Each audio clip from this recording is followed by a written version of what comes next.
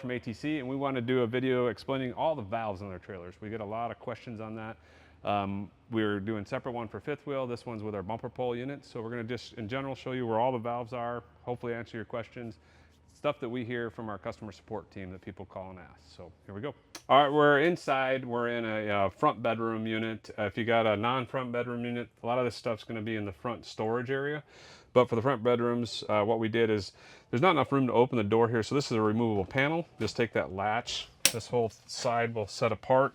One of the things we've done, tried to make anything that you have to get to or service is very accessible. So it's not going to take, if you're having an RV company do it, it's going to take them less times, billable hours. But for yourself, it's just a lot easier to get to. So we make things as accessible as possible. You won't see that in a lot of other toy haulers. This stuff's jammed here, you got to get to it, and makes it more difficult to work on. So let's take a look. So in your units, you're going to hopefully find this somewhere. If not, we can PDF it to you, but it should be in your units. It's going to be a general a guide to what these valves do in that. So it's a nice little cheat sheet, nothing on the back, but it's going to show you where things are and what they do. So take a look for that, but we're going to explain it here in the video as well. Okay, so now we're looking at the water heater, and sometimes when you get them, we've winterized them, or it's summer, whatever reason, there's, you'll see in our winterization videos, you don't want to get antifreeze in the water heater. This particular unit has one of our Truma hot water heaters, so it's a tankless water heater. Becoming a very popular option for ours. But if you had a regular tanked style water heater that has the foamer on it, it's going to look very similar, where you have a cold water at the bottom, hot water at the top. But so in that case, when I never want antifreeze to go through my water heater, and we don't want it in there. So anytime you're winterizing, whatever, you got to block that off. And so right now, this one in particular is because it's a brand new unit.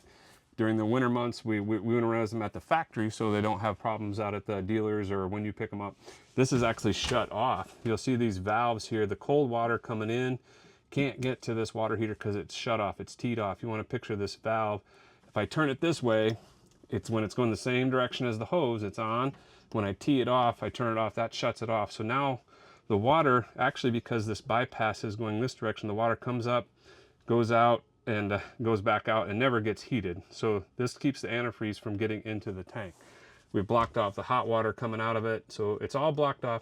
But when I get this and I want to get it hooked up, I got the antifreeze out of it, I need to turn this so it's blocking the bypass, and I want to turn the cold water on, and so the hot water can then come out of the unit and get me hot water. If you notice that, man, I've already winterized this thing, I'm not getting very hot water. If you happen to have this bypass on, so where the water can maybe a little bit get into there, but it's also really missing the whole point of having a water heater. So it's just going right past it. So again, make sure when you want hot water, you don't have antifreeze on it. This is blocked off. Now the cold water comes in, hot water goes out. So we got a whole bunch of valves in here. We want to make sure we explain these to you. These two over here are the low point for the hot water, cold water. So low point meaning we're draining the system out, getting all the water out of it. So there'll be some little tubes hanging below that that's just going to let water drip out. If you think you got a leak, I would see if these valves are turned off. But if I open them up, it'll start draining stuff out of the system that's already pressurized and stuff. So that's the low point valves. Then moving over to here, this is our city water fill is on the other side. So this is going to be, you actually had a valve. We have a whole how to fill your tank video. But there's a valve on the outside that you can have it to fill or city water.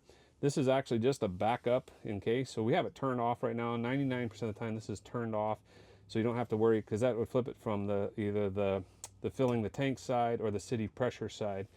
But so also that's all that valve. It's just an extra bypass that you want to leave it off most of the time.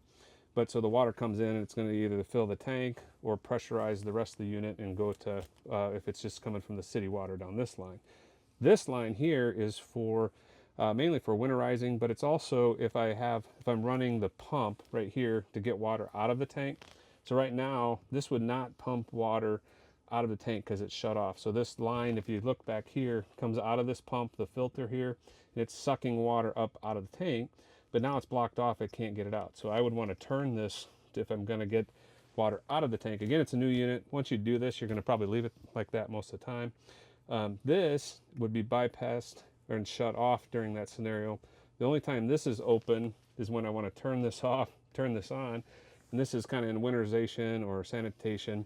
to get the lines cleaned out. So again, just make sure this is going to be on so I can get water out of the tank.